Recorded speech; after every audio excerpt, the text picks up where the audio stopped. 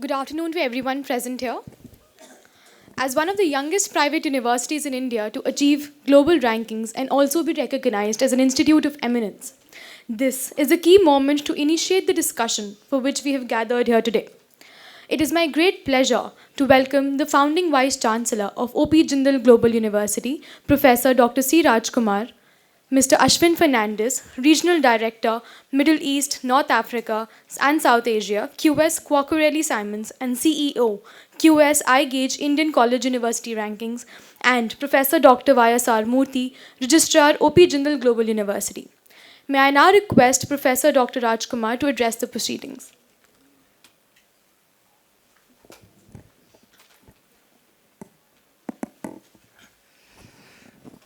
Very good afternoon to all of you.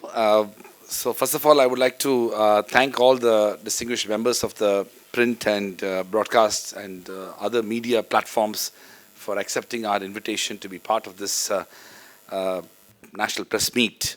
The purpose of this National Press Meet is to really share with you some of the ideas that are so critical for seeking fundamental education reforms in our country. This is in line with the aspiration of India to establish or rather build a $5 trillion economy. I think it is only fair to say that the larger aspirations of economic growth and development is possible only if we invest in human capital, and that human capital ought to be originated out of Indian universities and higher education institutions. So the first thing which I want to say is that the growth and development of any nation is based upon its ability to harness the human resources capital, and that has to be in line with the economic aspirations of a nation. We in India, and as per the vision of the government, is to build a $5 trillion economy, and to establish a $5 trillion economy, we need to have a significant and a vastly improved development across all sectors of growth, including the manufacturing sector, the services sector, but also the other important aspects of the growth and development, which is education and health. The second point I want to quickly make is that we have a large higher education sector. Approximately, we have 1,000 universities, 40,000 colleges. And it's very important for us to recognize that out of these 1,000 universities, 40% of them are private universities, and out of the 40,000 colleges, nearly 80% of them are private colleges, which means that over 75% of our higher education system today is actually in the private sector, both in terms of higher education institutions and also the students who are studying in higher education institutions. Over 70% of our students are also in that. This means that the future of Indian higher education, and in that process the future of Indian human capital, is going to vastly depend upon the ability of these higher education institutions to provide high quality education, to provide an ecosystem for learning, to create opportunities for research and development, and to contribute to the social and economic development of our nation. And so the focus ought to be higher education sector in general, and not very specifically to a selected set of institutions, be it in the field of engineering or sciences or technology.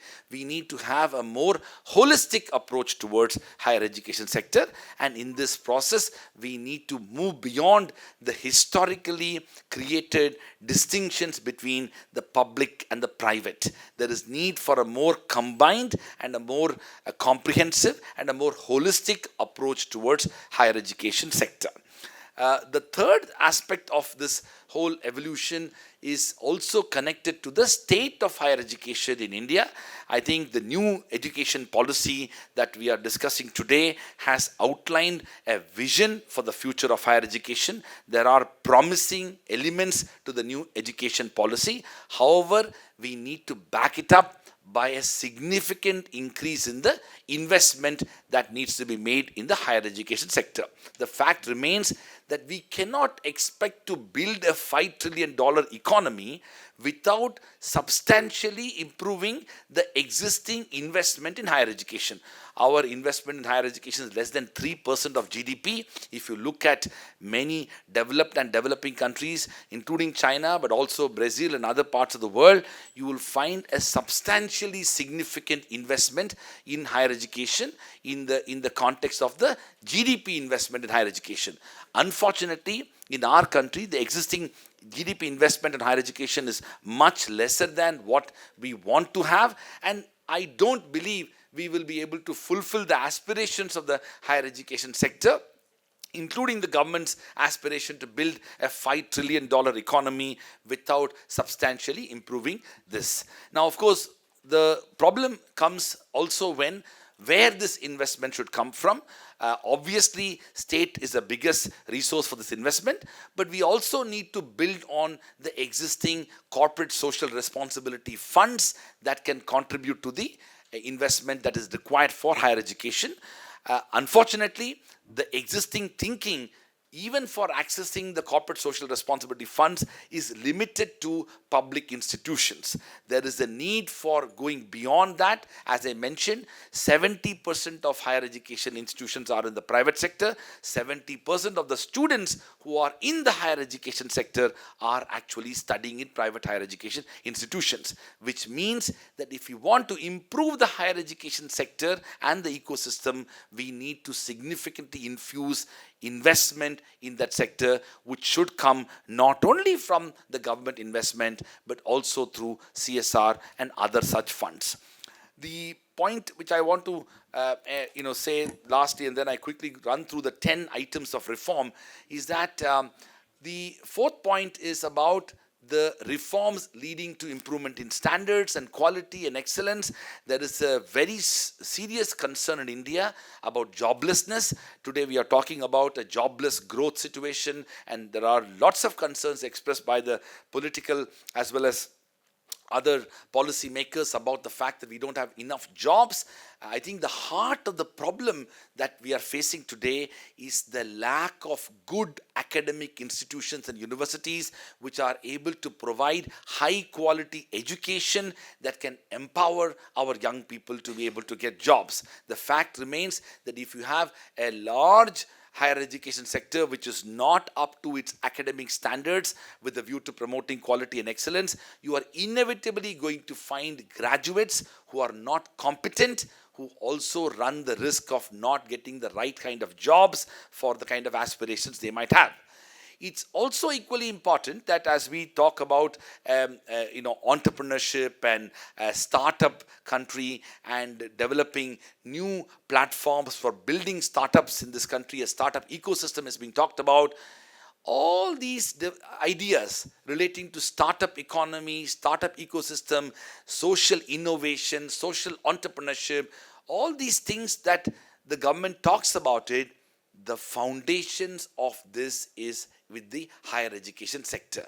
You cannot establish a startup economy, a startup culture, a startup ecosystem until and unless these ideas get infused into your higher education system, and in particular the universities and colleges. So the heart of the problem is, how do we transform Indian universities? How do we reimagine the Indian higher education sector? How do we elevate the quality and standards of Indian colleges and institutions?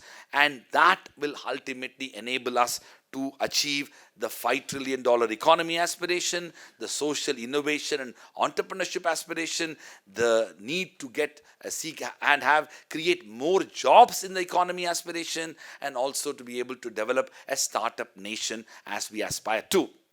And lastly, I will say that when it comes to assessing the quality of institutions, for a long time it was based upon individual opinions and perspectives. It was not based upon rational and transparent way of assessing the quality of institutions. Today there is greater realization among the policymakers in our own country, and because of which we have introduced a number of measures that will make sure that universities in India are ranked through international agencies, through transparent processes. The QS agency, the QS World University Rankings, as well as other rankings produced by QS, is an example of a transparent rankings process which cannot be influenced by individual biases and prejudices, which is based upon a transparent objective criteria that is announced publicly to the world at large, on the basis of which the assessment of institutions are taking place. In fact, now the government of India has recognized the importance of rankings and has hence, in fact, brought these rankings agencies into the institutions of eminence process, and the criteria for assessing the compliance relating to institutions of eminence is that once a university is recognized as an institution of eminence, within a decade, those institutions need to become one of the top 500 in the rankings such as QS and other such rankings. So rankings have become a very important part of the process, along with international benchmarking and ratings. All of this is also in line with the aspiration of Indian institutions to seek internal accreditation and also national institutional rankings framework, which is both of which are part of India's effort to raise the quality of higher education. That's my preliminary remarks, and I'll be happy to talk to you more. I have in the document that has been given to you, I have identified the 10 specific set of reforms in a more detailed manner. We start with, we need to build more and more not-for-profit and philanthropic university, which are not only in the public sector, not only the private sector. We need significant infusion of funds in the public sector. Our IITs need more resources. Our IIMs need more resources. Our central universities need more resources. Our state public universities need more resources, and these resources may or may not come only from the government. We need to tap on both the CSR funds on the one hand and corporate philanthropy and individual philanthropy on the other. The second is, we need to create academic freedom and institutional autonomy. World-class universities have not been created without these two things. You cannot expect institutions of eminence anywhere in the world to become world-class universities unless they have academic freedom and institutional autonomy. I've talked in detail about it. The third is, we need to move towards a multidisciplinary university which is focusing on interdisciplinary learning. The world of workforce is expecting students to have a holistic approach towards learning. Increasingly, the idea of a single discipline institutions, whether in law or in medicine or in engineering or in technology or in management, is part of a bygone era. We need to focus on creating comprehensive multidisciplinary universities. The fourth is, of course, something very dear to India, and you all as members of the media know this very well. We need to have a transparent admissions process with no management quota or other forms of influencing the integrity into the admissions process. How we select students matter, and that will form the foundations of an institution. The fifth is internationalization. Today, more than ever, there is an appetite for Indian students to seek opportunities in different parts of the world, and of course students from different parts of the world to come to India. Internationalization has become a norm, and it is here to stay. We need to dramatically change our approach towards internationalization, be it in the context of faculty mobility, student mobility, research partnerships, dual degree programs, study abroad programs, and faculty exchange and student exchange. All these things should become part of the ecosystem. In fact, internationalization of students and internationalization of faculty have a direct bearing on our ability to attract the best minds from India and around the world, but also in relation to our aspirations to have higher rankings in the global rankings of universities. I must mention here that Australia is a very good example, that Australian economy is significantly dependent upon international students. In fact, internationalization and international students contribute to the second largest piece of the Australian economy after mining being the single highest contributor. So India has a huge opportunity in internationalization given our strong credentials as a democracy, as a society based upon the rule of law, as a historical and cultural edifice of a very long and extraordinary civilization.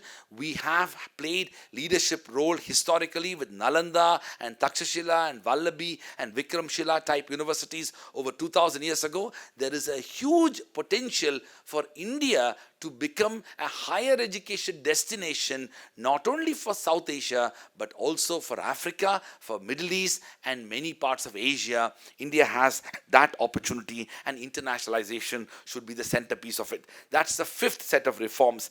The sixth is to be able to hire outstanding faculty, inspiring teachers, and prolific researchers. The heart of any university and higher education reform is its ability to attract the best minds. The fact remains that India, unfortunately, for a long time now, has not been able to attract its best minds into universities. The best of Indian graduates are not necessarily becoming professors. They are occupying different positions of power and responsibility, be it in civil service or in corporate sector or in private sector or in leadership or in media or so many other places, but not necessarily academia. We need to attract the best of the minds to come into academia, occupy positions in the field of teaching and research, and contribute as researchers. The seventh is to build a culture of research and publications.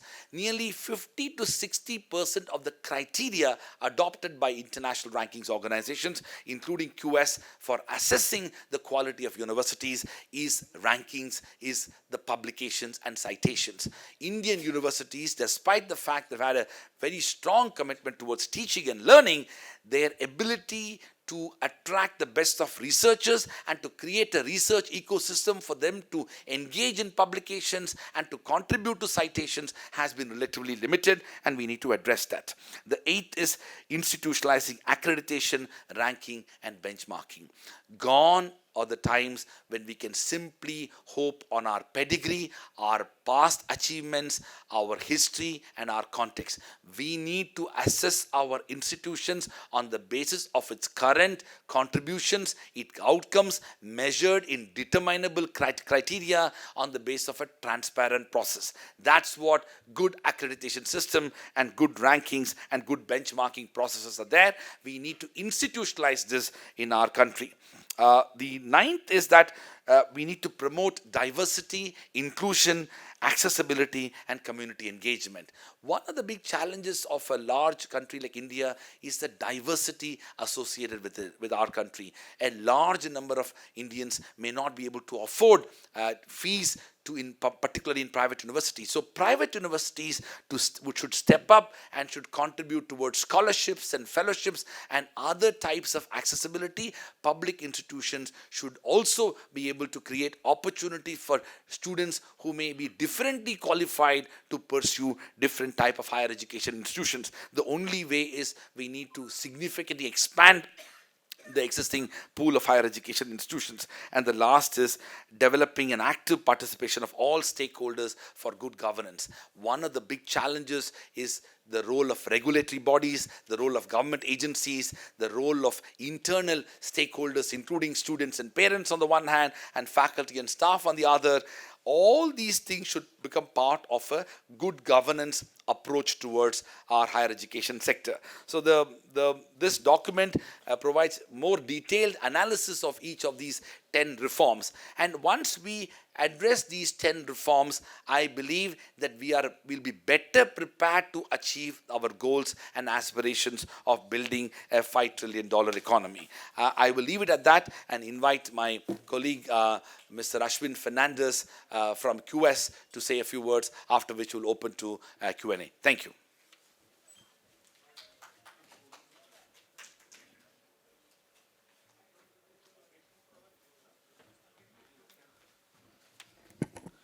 A very good afternoon to everyone. It's a pleasure to address all of you all here today to talk on the common good to create universities of the future and be part of these critical elements which Professor Rajkumar has identified for institutions to be world class. There is a figure I would like to share with you, which I was reading through, is 45,000 crores is spent annually by students from India for overseas studies, and that number is growing annually. And when we look at this number, and when we look at why Indian students are going abroad, is because the perception of institutions in India for being world class hasn't reached that stage as yet. And hence, institutions like OP Jindal, when they are benchmarking themselves and providing education and have been identified as an institute of eminence, it does give a case study and does give hope that India can have world-class institutions, and especially at a young age of less than 10 years, they have been identified by QS rankings in the world, in the Asian, in the BRICS, as well as the Indian ranking, and as well as the QS gauge Indian rating, they receive the top rating there as well. It gives hope that we can in India produce institutions of world-class eminence. Now, the reason why we're talking about this today is what can institutions do to become world class, and what are the 10-point agenda which they can follow. And I think when we look at the rankings and when we look at the elements of rankings, we're looking at academic reputation, employer reputation, faculty student ratio, research, faculty with PhD, international students, and international faculty. All these indicators put together identify the 10-point agenda here, which has been created and circulated by Professor Rajkumar for the benefit of Indian academia, for the benefit of both private and public institutions. Approximately, now this morning when I was looking at another figure, and when we look at the agenda created for becoming world class, and from what do institutions have to do to go on in the world to becoming better. And when we look at rankings as part of this process, we can see what the government of India has done, and they have identified QS and other rankings as well as one of the measure of excellence. And rankings will continually be used by various means. Currently, QS receives approximately 60 million visitors annually on our website. Approximately 18% of these visitors are from India. Students are looking at institutions from an independent source. While we have to commend the government on its national institution ranking framework, while we have to commend institutions for saying they are the best. And there's a quote I would like to provide here by Edward Deming, which says, "Without data, you're just another person with an opinion." And what we do at QS is we provide the data. We collect the data globally, nationally. We look at independent measures, and we provide evidence so institutions can back their claim of being world class, of being the best in the country, best in the state, best in the region. And while we do provide various information online to what institutions can do and cannot do to do better and be recognized amongst the academic community, I think this 10-point agenda here is a perfect ready reckoner for institutions to follow. The first one where I would like to highlight upon is because there's just news which came out today, is not-for-profit and philanthropy as one of the major agendas of institutions. And I think there was news today, I've read in the Gulf News, that Dr. Sudhakar Rao, he's an alumnus of NIT Warangal. Today, this morning, he has donated 10 million dirhams, that's about 1 crore Indian rupees, to his alma mater. And he's the founder of the Gemini Group based in the UAE. And there are several cases like these where people are giving back to their institutions, and that can support the institutions in a long way, and not just as a donation, but also the very case of OP Jindal Global University, where Mr. Naveen Jindal came out and did support creating this institution today and providing as well complete autonomy and academic freedom, which is the next point there as well, which is really required for institutions today to flourish and to do better. So the first two points are really relevant to Indian higher education, and I think that reflects directly in the rankings when these when autonomy as well as not-for-profit, when the money is put back into university, is invested back into the institution, does reflect on various facilities and other avenues what the institution spends on thereafter.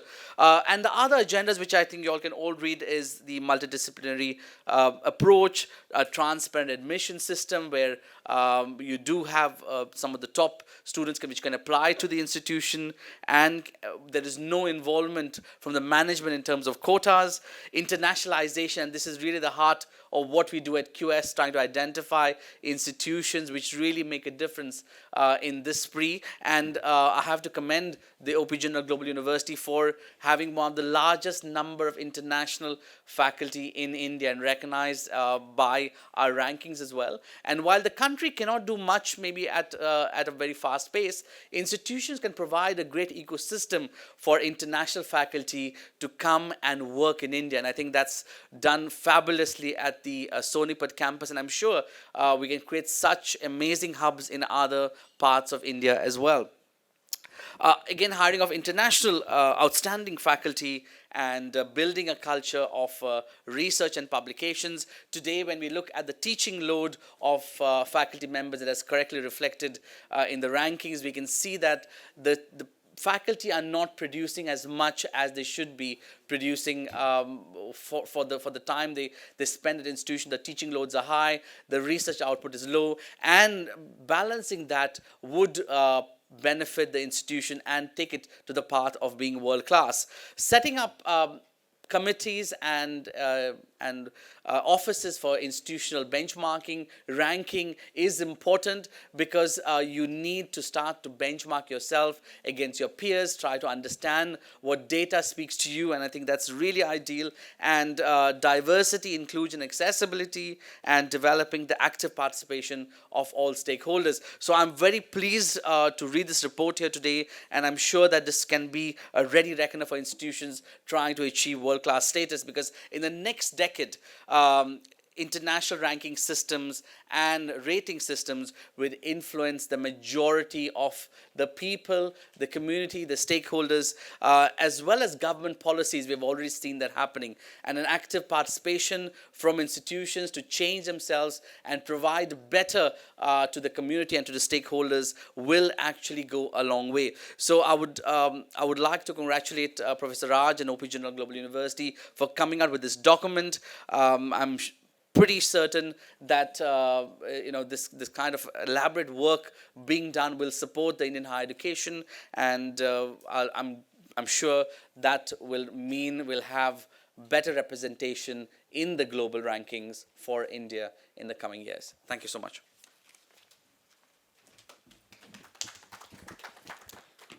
Thank you, Professor Raj and Mr. Fernandez, for emphasizing on the need for Indian higher education institutions to be at par with their international counterparts. With that, I now declare the floor open to questions.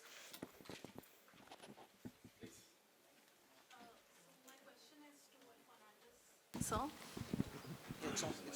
okay, I'm Aranya Shankar from the Indian Express newspaper. I wanted to know from you, according to you, what are the biggest hurdles for Indian universities not making it to the QS ranking? When we look at the current parameters, and I'm looking at the world ranking, there are two major components which I think Indian institutions are not working good enough. And I did a recent interview as well, which said that Indian institutions are not talking about their achievements as much. On a global level, and I'm not talking of the mass of the Indian institutions, I'm talking of those top ones which are already in the rankings, which have the potential. They are doing some amazing research work. When you look at IIT Delhi, IIT Bombay, IISc, they do some amazing research work, but they're not talking about that on the global level. But that also means that you need to actually do some research work. You need to invest in research, and I think when we look at the 10-point agenda here today, research is part of it. You need to provide your faculty enough time to have a good balance between research and teaching, and that can only happen with reforms happening at the institution, with the institution becoming not-for-profit, philanthropy being one of the major aspects there as well. Because when we look at, most of the private institutions in India are supposed to be not-for-profit, but also are ROI-driven. So how do we change the mindset there, where the faculty member is not just meant to teach, but also to invest a substantial amount of time in research, because reputation is connected to research. So I think there's two elements there which Indian institutions lack on the global level. So the fact that they don't talk about their achievements as much, and the fact that you think there's not enough research. So when you look at the top part of the really good institutions, they aren't talking as much, they aren't promoting that much. The bottom part of the list, when we look at other institutions which are state institutions or perhaps other institutions, aren't investing as much in research as well.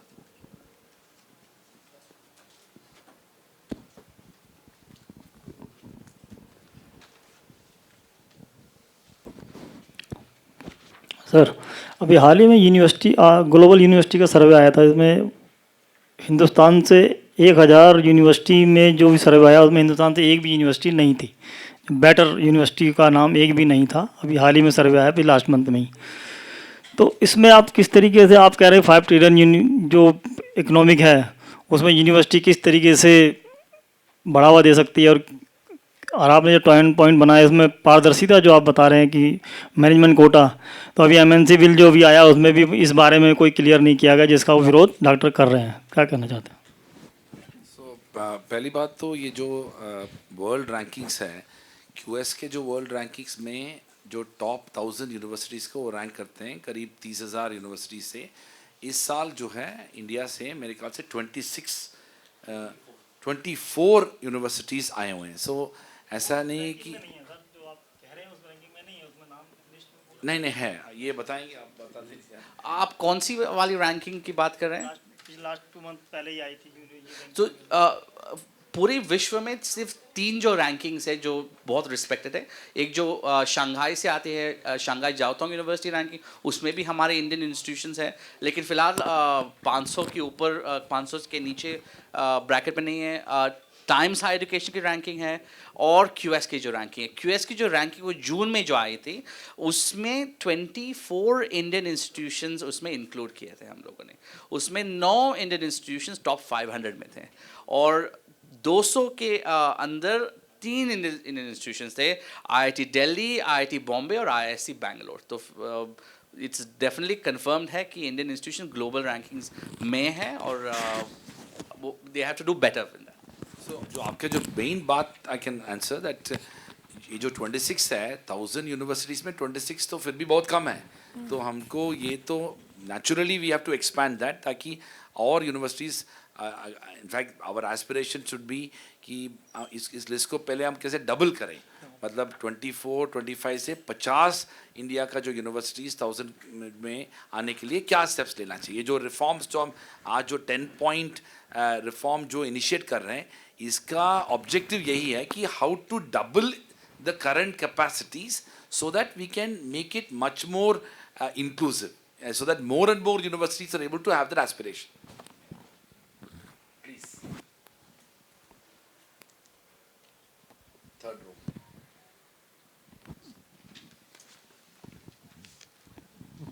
Hi, I'm Priscilla from The Hindu.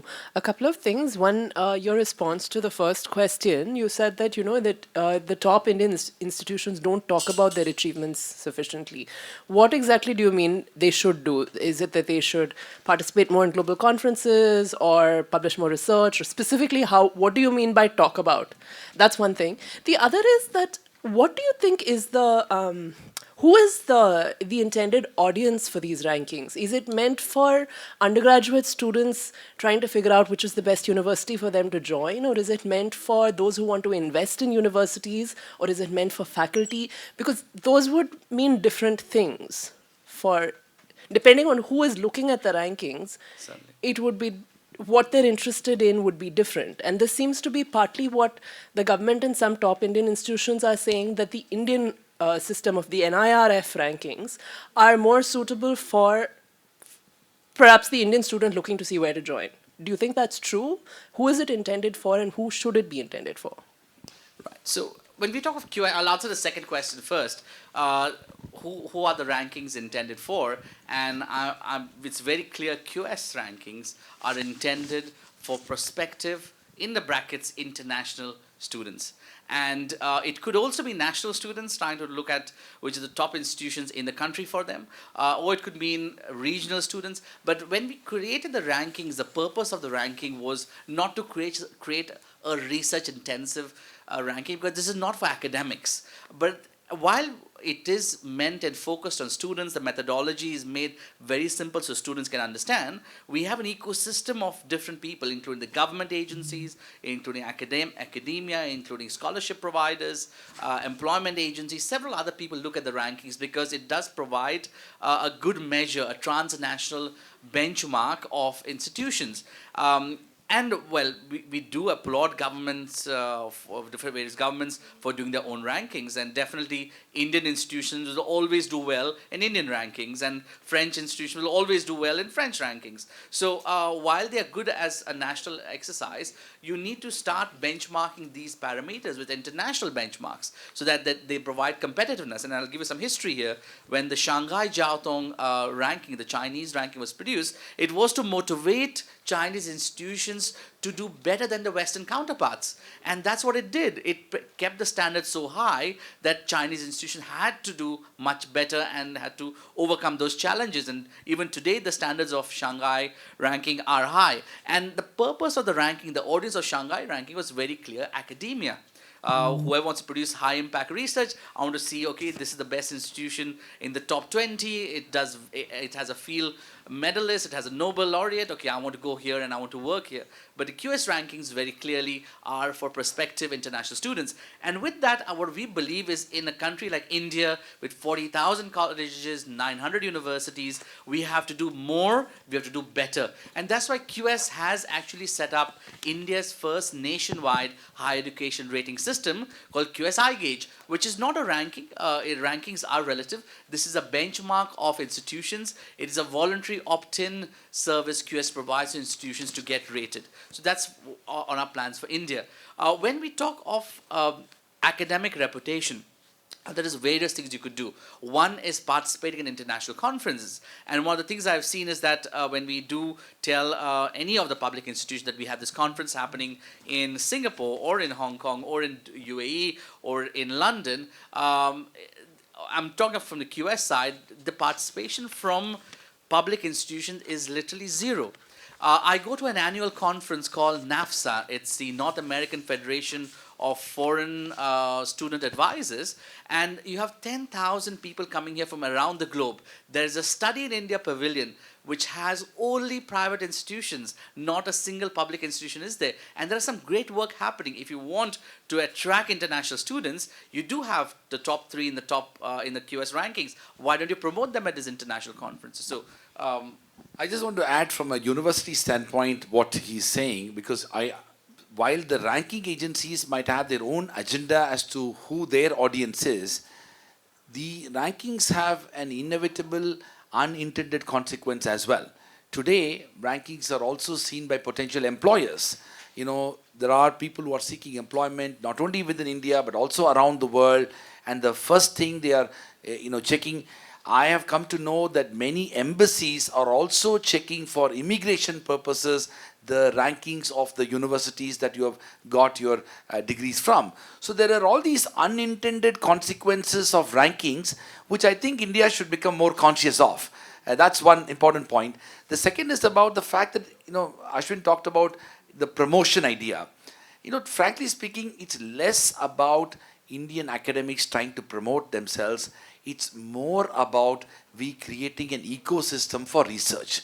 The fact remains even today that even the best of our universities are not doing well enough to have an ecosystem. And when I talk about ecosystem, I am talking about reduced teaching load for our faculty, better faculty-student ratio, more funding and more easy disbursement of those fundings with lesser bureaucratic hassles for access to those. And by the way, all these things are not only a private university problem, it is equally a public university problem, maybe even a larger problem in our public universities. Fourth, the entire incentive structure and assessment and appraisal process of our faculty needs to bring in research contributions, publications, citations.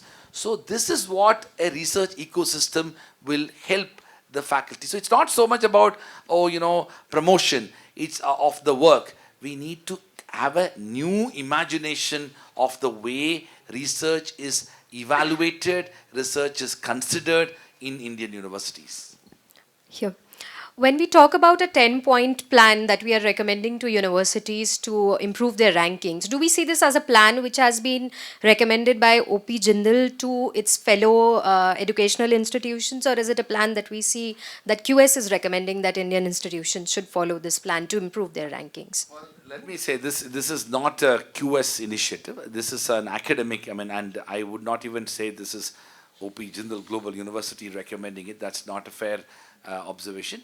I am, as an educator, I have written this article to really reflect about both our experiences, but also the shared ideas of what India can do, because one of the things that is emerging in India is the natural aspiration for Indian universities to become world class. This is not only happening from bottom up, it's also coming from top down. So bottom up is the aspiration that universities and colleges have. Top down, it's coming because we started the graded autonomy, where 52 Indian universities were identified by the MHRD and UGC, and they were given autonomy. IIMs were given autonomy, so the autonomy became an important aspect of it. The institution of eminence policy identified 10 public and 8 existing private and 2 greenfield institutions. So all of this is with the view to see how do we further improve the higher education sector, and how do we make Indian universities benchmark with the best of international experiences. The last reason why, at least I felt and we felt we should bring this to the public domain, is that the fact remains that if you look at China, South Korea and India, a few decades ago, we were similarly situated when it comes to gross enrollment ratio and also our aspiration. You saw South Korea just going up the ladder, and South Korean economy is 10 times better than Indian economy, and universities played a very big role. China is at least threefold, and you can see the upward growth of Chinese universities in terms of quality, standards, and their presence in international rankings. So India has to step up to it, because right now our aspirations are global, and we cannot attempt to fulfill those global aspirations without focusing on our higher education sector. Thank you. My name is Akram. I'm from Policy Times. I have a couple of questions. Number one, what is China? You mentioned, actually you halfly answered it. What is it China and Korea are doing differently from India, which is uplifting their rankings? That is one. Second is, I have been visiting a lot of colleges, and the problem is there is no admission. Students who are coming, they don't know English, and the standard of students here is, the faculty members are struggling so much, and we are comparing them with the Koreans or Chinese. How do we mitigate that gap? Because it is not only the uplifting faculties can make our universities great, because these students become faculties tomorrow and they become the part of the system, but their standard is so difficult. Yeah. So China is at least 3 decades ahead of us in terms of recognizing the problem and trying to address it. So while it is not a fair comparison to look at China, the fact remains they started all this talk that we are doing today, they started 3 decades ago. So they are 30 years ahead of us in relation to both thinking and in relation to implementation. So, after the Cultural Revolution, as you know, China had suffered significantly, and they had to literally resurrect their higher education sector and universities. But systematic reforms had led to a significant transformation of universities with a view to focusing on quality and standards, emphasizing research. There are many challenges in China. Let's not paint the rosy picture about it. Having said that, one thing they have gotten it better is a significant infusion of resources into universities. And that's something which, and they saw universities as the bulwark for economic development, which is again a very different approach that we have. We've not yet seen that. And that means it's about innovation, about R&D, about technology, about all those things that we expect only the private corporate sector to do it in India. It's led by the Chinese R&D, incubators and laboratories within universities. And of course, I think it is also fair that China embraced internationalization in an extraordinary way. You'll be very surprised to know that after United States and UK, China has almost the third largest number of international students. It is so counterintuitive. One would think it's Australia or Germany or somewhere, but China now hosts, and China is actually poised to overtake United Kingdom to become the world's second largest host of international students. And we all know a large number of Indians go to China for studying medicine, and that's a well-known fact. So internationalization is a very critical component, and India, we've had half-hearted attempts to promote internationalization. I'll stop there, but quickly go to the second question. You asked about the question of standards in entry barriers. This is the larger challenge. We see in India, the higher education sector does not work with the school education sector. We are all operating in complete silos. Schools are busy in their own way, assuming what kind of education they have to offer, and colleges and universities has an ivory tower mentality with almost little or no interaction with the school education system. We need to change that. We need to improve it. Second, we need to develop quality regardless of the language. While English is an obvious language of communication both domestically and internationally, we have to recognize the diversity and the plurality that prevails in India. So a stronger emphasis on vernacular medium of education, also leading to pathways for advanced degrees in those disciplines as well. I mean, if you look at China and Japan and South Korea, they did not compromise on that. Of course, they are now investing in English, but China did not completely, it didn't neglect its core language, because we all know one is best suited to pursue education in their own mother tongue, and they will be in a better position to do that. We have gotten it both sides wrong. We've got mediocre English language programs in the remedial fashion, and we have not enabled students to develop a mastery over their mother tongue as well. But this problem cannot be solved unless schools and colleges and universities have a symbiotic relationship that will enable them to work together. Hi, sir. My name is Prakriti, and my question is to Ashwin, sir. Sir, how do you work that the data provided by colleges are correct or not? And second, since you are a regional director, how do you compare Indian universities with other universities? Okay, so how do we verify data? So first and foremost, the exercise for collecting data happens every year. And we collect data from across 5,000 institutions globally. When institutions submit data, they do acknowledge that they are submitting data accurately. So that's the first level of check we do. Secondly, every data point submitted is verified by our teams based in various countries. So we have 3 teams in the world which work on rankings. One is based in London. The second team is based in Bucharest. The third team is based in Mumbai. And we have a new team in Kuala Lumpur now, which also works on different time zones. So what they do is when you submit the data, they will check on the nearest regulatory authority. So in India, we will check on some UGC reports. We will also look at the NRF reports which go on the website right now, and NAC reports another one, and we just cross-check the numbers. But the proportion of users submitted or institution submitted data is so small that the chance of changing those numbers, or probably I know where you're coming from in the question, is negligible. So we have a low dependence on self-reporting in QS rankings. Yeah. And so my second question it was, since you are a regional director, How how do I do you compare? compare Indian universities? And I don't know who I should compare it with, but probably you're looking at our nearest neighbors in South Asia. So India does fairly good. We have 3 Indian institutions in the top 200. So I think definitely when you look at neighbors like Pakistan, Sri Lanka, Bangladesh, we are doing far better. When we look at number of institutions per the population, we are also better in terms of the numbers as well. So it is definitely a better picture. But I think because of the rich history what India has had, and the kind of investment we're putting right now, we should expect to do much better than what we're doing right now. Thank you, sir.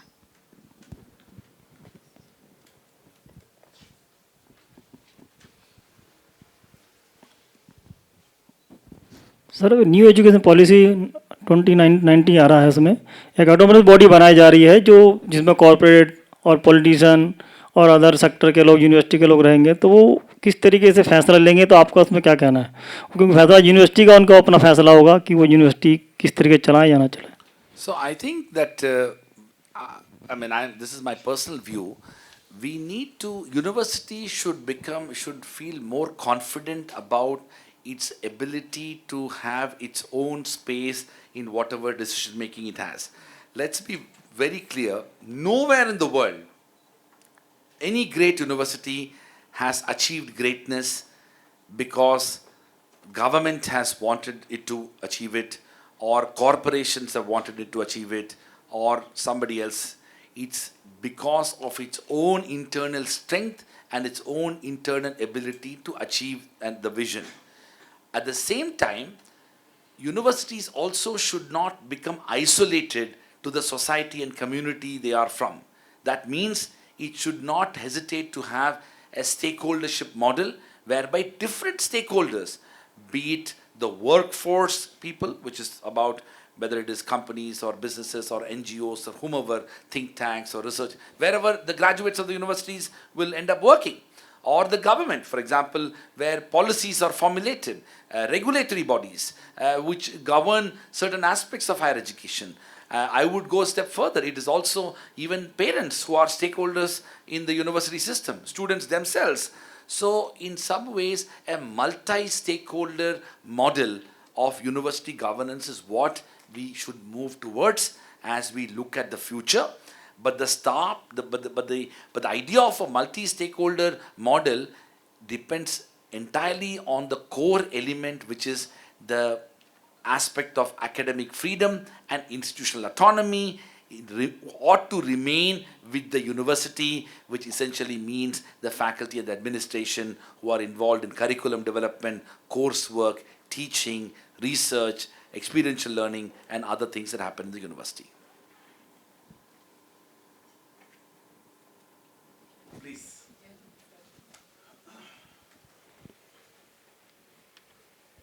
Sir, I just wanted to ask whether OP Jindal has signed your MOU with the government for the Institution of Excellence Declaration, and what any specifics on, I think you have to submit a specific plan, right, on how you, yeah, so could you share some specifics on that? Sure. As you know, we have been declared as an institution of eminence, and the process is now on. We had our first meeting, not just us, a few more institutions of eminence with the Empowered Experts Committee. We are in the process of now submitting to the government the detailed action plan. We, at the time of this process itself, we had submitted our 15-year strategic plan and the evolution of our university. From at that time, we had 7 schools. So we had positioned and said that we intend to move in a 15-year plan from 7 schools to 17 schools, from something like 5,000-6,000 students to 17,000 students, and from say 500 faculty members to 1,700 faculty members. This was part of a 15-year strategic plan, and we are in the process of developing the detailed implementation plan, on the basis of which we will make the submission and then sign the memorandum of understanding with the Ministry of Human Resource Development. That process is on as we speak. In addition, we have already begun to implement some of those things. For example, we have launched new courses. In fact, this year itself, for this academic year itself, we have launched 4 new courses. We have started an MA Economics in the Jindal School of Government and Public Policy. We have started a BA in Social Science and Policy in the Jindal School of Government and Public Policy. We have started a BA in Pol Science in the Jindal School of International Affairs and a BA in Legal Studies in the Jindal Global Law School. Next year, we plan to start the 9th school of the university, which is the Jindal School of Environment and Sustainability. And we are moving towards establishing another 8 more schools: Jindal School of Behavioral Sciences, Jindal School of Education, Jindal School of Performing Arts, Fashion and Fashion Technology, also Design. So a whole range of 17 schools is what we have planned, and that is of course part of a 15-year strategic plan. We are also in the process of expanding the campus, both physical infrastructure and other things that are needed to. This is a part of a long-term commitment, and that's what we're working on. This would be a growth plan anyway, but the IOE status gives you the freedom to, for a number of things, in terms of fees, in terms of cost structure, in terms of what of those do you think will be of most advantage? So the most, in my view, we are still, of course, the IOE news is just a few weeks ago. So we are still, really trying to understand it. But listen, it's a new animal for everybody. So just as we have got it, the Empowered Committee is also trying to figure out. The big news is as follows: the public universities get resources, financial, and the private don't. Private and public get autonomy. And what this means to us is that we have greater freedom to determine not so much the fees and things like that, which we always had even when we were in the previous, within the state system. The most important thing is we can determine degree structures, nomenclatures, which was very important. At least the IOE rules and regulations envisage the idea of programmatic autonomy, which means that we can potentially start one-year master's programs, such as the London School of Economics and others. As you know, in India, we don't have generally one-year master's programs. So the nomenclature of the degree, like MPP, for example, Masters in Public Policy, nomenclature of the degree, scope of the duration of the study, those are programmatic autonomy matters which the IOE provides, which we are very happy about. The second interesting autonomy is also about geographical and jurisdictional autonomy, which means that we are not limited by the state jurisdiction. We can have a presence beyond Sonipat and Haryana. This also is an important element of it. It is part of our planning process. We can consider having some presence in Delhi and beyond, so that it may provide flexibility for students who may seek education. So those are areas which are far more interesting. As far as internationalization and other things, we already had many of these things, so that those things are not necessarily important for us newly after we got the IOE.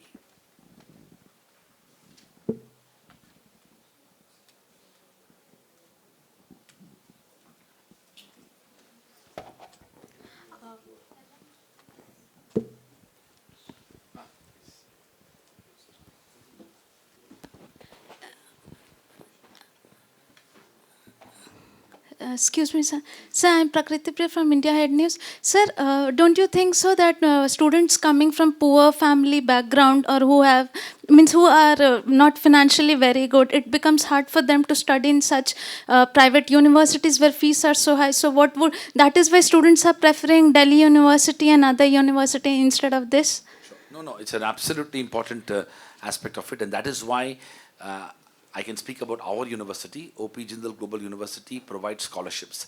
50% of our students are on scholarship. And this is a very important element of our vision from day one, not today, a decade ago. Now IOE also talks about the fact that we should provide scholarships and we should provide access. But from day one, it was part of our Chancellor, Mr. Jindal's vision that students who simply cannot afford to study should not be deprived of an opportunity to study just because they can't afford. Of course, if you ask me whether every student gets that benefit, of course not. Should we be doing more? Yes, indeed. Right now, we don't, unlike, for example, I was a Rhodes Scholar at Oxford. I didn't spend 1 rupee to go to Oxford. I did my master's there. I got 3 fellowships to go to Harvard. I didn't spend 1 rupee there. I come from a middle-class family.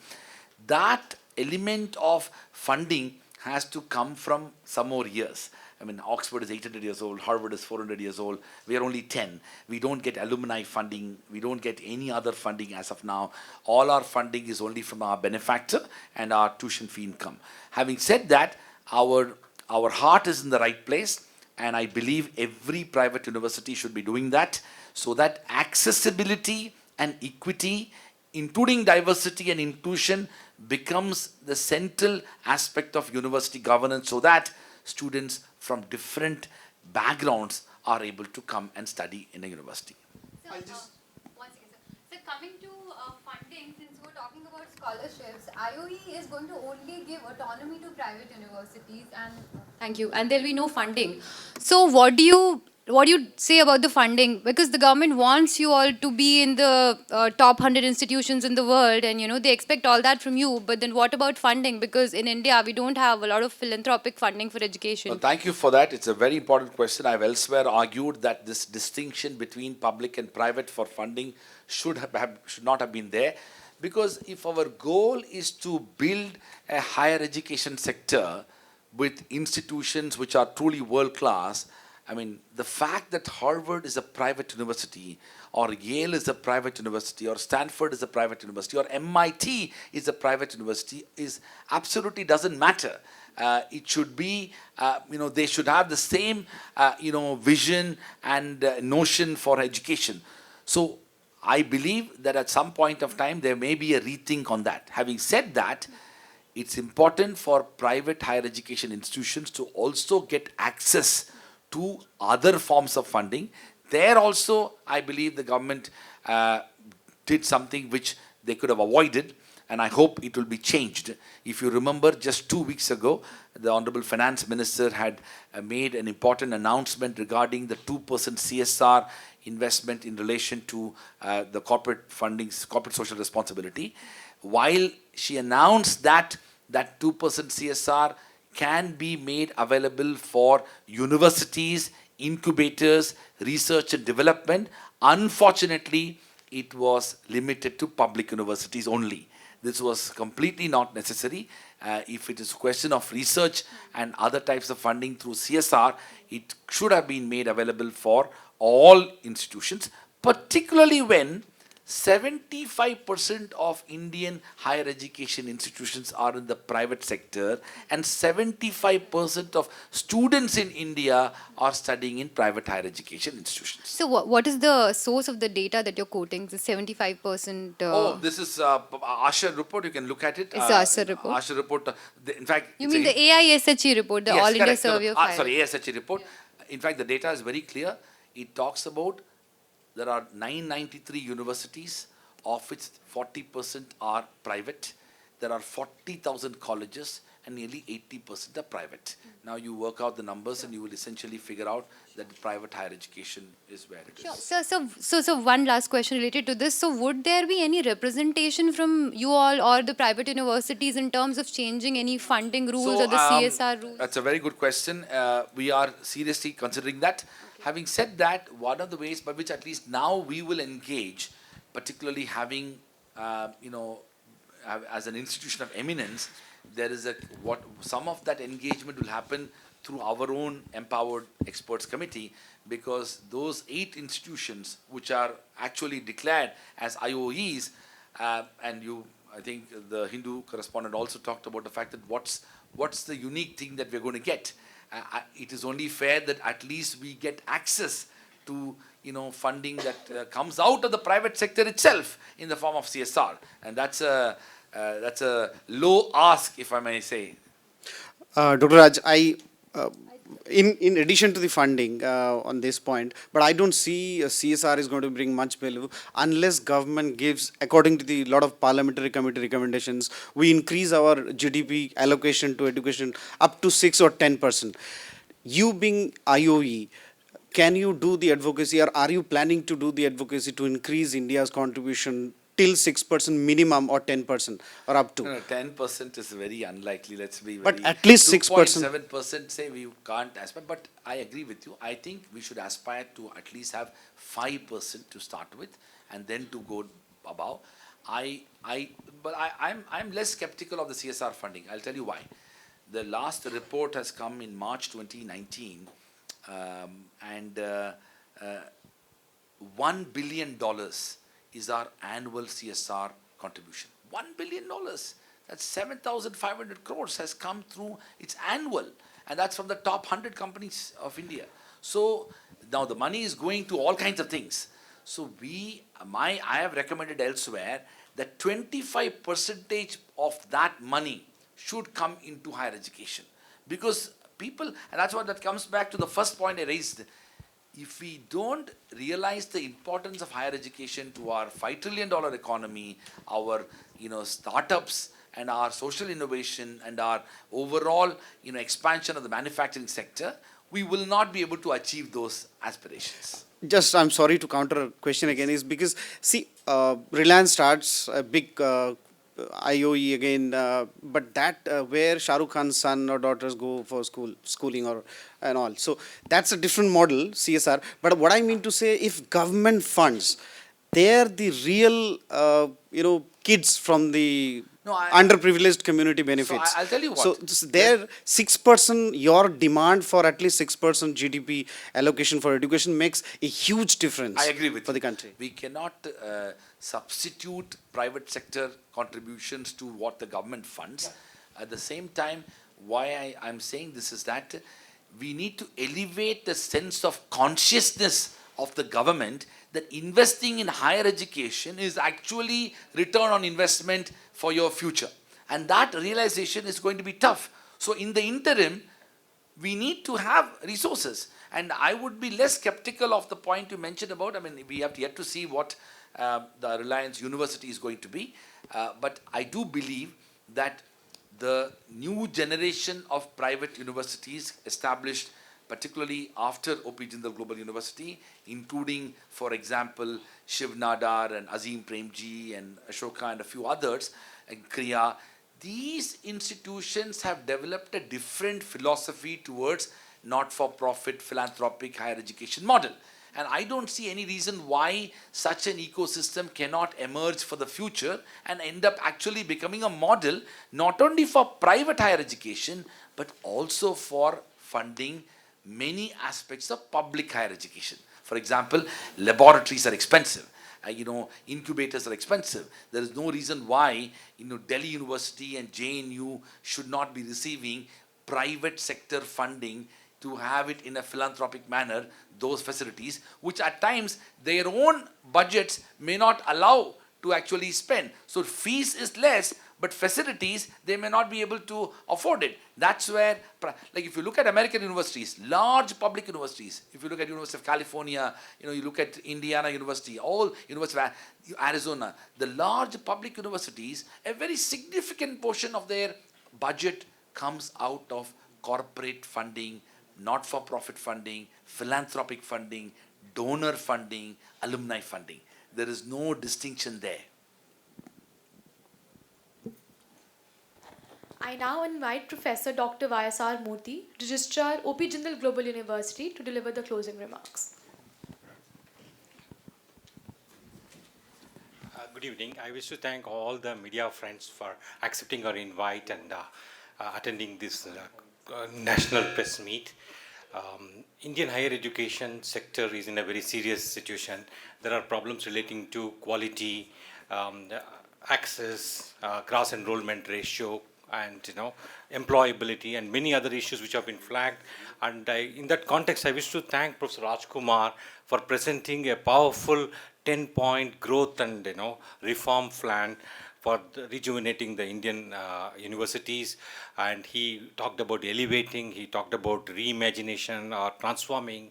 And I also want to thank him for announcing the start of 4 new courses by the JGU starting from next year, dealing with BA Political Science, BA Social Science and Policy, and BA Legal Studies, and MA Economics, and also the proposed plans for starting MA, School of Environment and Sustainability. I want to thank Mr. Ashwin Fernandez for his presence here. He also spoke about the magnitude of the issues, particularly the 45,000 crores which Indian students spend every year on the education abroad. And he he also covered a whole host of issues, including reputation, which where the public universities make very little effort and then also the research part and many other critical issues.